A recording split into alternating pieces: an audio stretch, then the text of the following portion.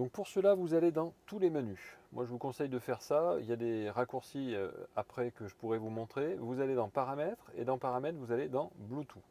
Et ici, vous allez dans Connexion Bluetooth à nouveau. En ajouter un. Vous cliquez sur en ajouter un. Et donc, vous voyez donc le nom du véhicule, ça sera Kia Motor et la clé, ça sera 4x0. C'est-à-dire que vous allez donc dans votre téléphone portable. Alors, on commence par un Android Auto.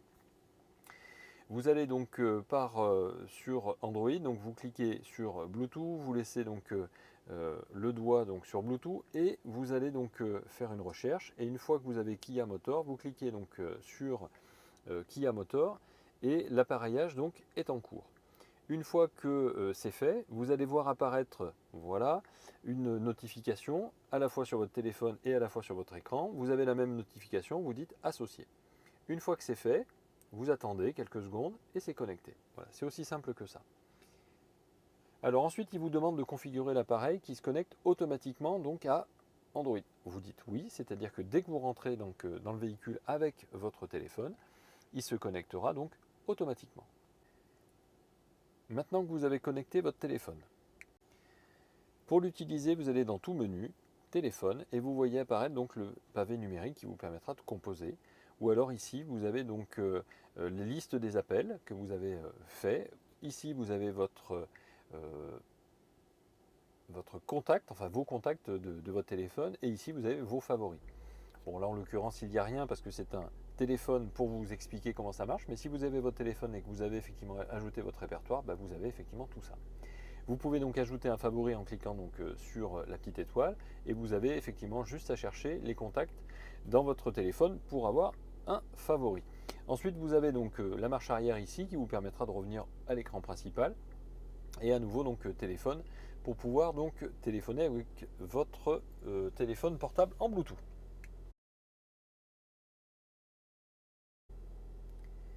Si vous voulez donc utiliser le Bluetooth de votre téléphone pour écouter de la musique, vous allez dans tous les menus, vous allez donc dans Médias, et lorsque vous êtes dans Médias, vous vous retrouvez donc sur cet écran-là, et donc la musique qui est en train de tourner en Médias, c'est la musique qu'il y a dans votre téléphone. Vous allez pouvoir mettre play ou pause, vous allez pouvoir changer de piste, ou aller dans le menu pour voir donc apparaître donc, les paramètres audio.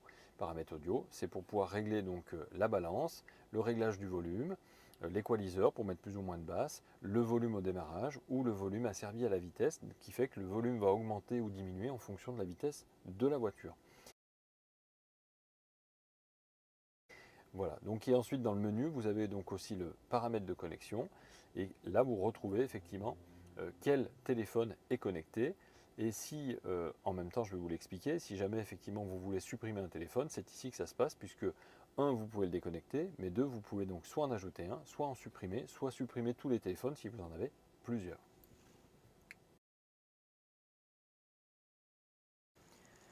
Alors maintenant qu'on a donc associé un téléphone portable en Bluetooth et surtout avec donc un système Android, il faut savoir une chose, c'est que pour pouvoir utiliser donc Android Auto, il faut d'abord avoir donc branché en Bluetooth votre téléphone portable. Ensuite, vous allez donc brancher votre téléphone avec un cordon d'origine, ou alors si ce n'est pas un cordon d'origine, un cordon qui soit suffisamment gros pour faire traverser donc du data entre la voiture et donc votre téléphone. Ça c'est super important. Donc une fois que vous avez fait ça, bah, vous demandez effectivement à votre téléphone donc, de se connecter à Android Auto. Donc une fois que vous avez donc branché votre téléphone donc, ici à votre voiture, vous déverrouillez votre téléphone. Et une fois que vous avez déverrouillé votre téléphone, vous allez effectivement pouvoir générer donc, ici des notifications qui demandent d'accepter Android Auto. Sur votre téléphone, vous allez voir apparaître donc une notification. Cette notification donc, demande à votre appareil, alors ce n'est pas toujours le cas, hein, tous les appareils ne fonctionnent pas de la même façon, mais si jamais vous avez effectivement un refus par exemple d'interaction, il faut effectivement transfert de fichiers, il faut connecter donc votre véhicule à votre téléphone portable et accepter effectivement les transferts de fichiers. Une fois que vous avez accepté les transferts de fichiers, là à ce moment-là, il y a une communication qui se fait entre votre voiture et votre téléphone. Une fois que vous avez accepté le transfert de données, vous n'avez plus qu'à appuyer sur Android Auto si jamais ça ne s'est pas mis en route. Et à ce moment-là, vous avez Android Auto donc, qui apparaît donc, sur votre écran.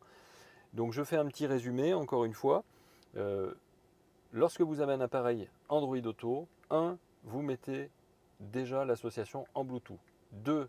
Vous acceptez les notifications que vous voyez apparaître ici. Et si jamais vous avez une demande de transfert de données, vous dites oui, j'accepte. L'acceptation de transfert de données permet de communiquer entre votre appareil et la voiture. Et 3, vous allez donc tout simplement sur votre écran ici voir apparaître votre Android Auto. Et si vous ne voyez pas Android Auto qui apparaît, vous allez dans tous les menus et vous allez chercher Android Auto qui va apparaître sur votre écran et vous cliquez dessus pour le faire apparaître enfin à votre écran. Une fois que vous avez Android Auto qui apparaît, toutes les applications que vous avez sur votre téléphone qui sont compatibles avec Android Auto, Waze, Maps, etc., seront affichées ici. Si jamais vous utilisez Spotify, alors je vous le dis, Spotify, YouTube Music ou Amazon Music, lorsque vous cliquez dessus, vous allez voir apparaître parfois le message comme quoi vous n'y avez pas accès, parce qu'il faut être abonné. Le conseil que je vous donne, c'est que si vous utilisez ce support-là, déjà ce que vous faites, activez-le déjà sur votre téléphone portable, c'est-à-dire lancez la musique depuis votre téléphone portable au moins une fois, et quand il est en sous-menu derrière, donc en page de fond, à ce moment-là, il se lancera automatiquement sur votre écran.